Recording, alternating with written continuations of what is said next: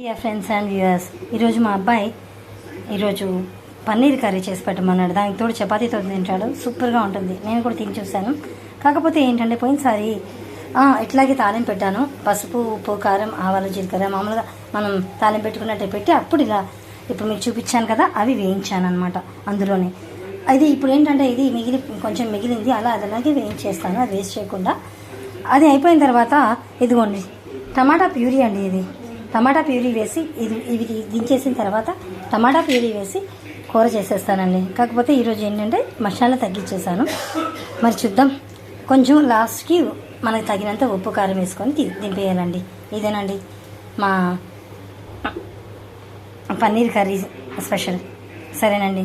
ఏంటంటే ఇందులో స్పెషల్ ఏంటంటే చెప్పమంటారా, ఎక్కువసేపు వేయించకూడదు.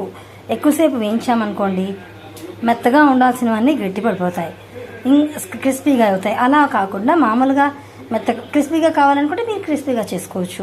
ఇంకా అలా కాకుండా ఇంకా ఏంటి అంటే ఇందులో ఉల్లిపాయ వెల్లుల్లిపాయ నాన్ వెజ్ తినని వాళ్ళు ఉంటారు కదా, ఉల్లిపాయ వెల్లుల్లిపాయ లేకుండా చేస్తున్నానండి. ఇదే దీని స్పెషల్.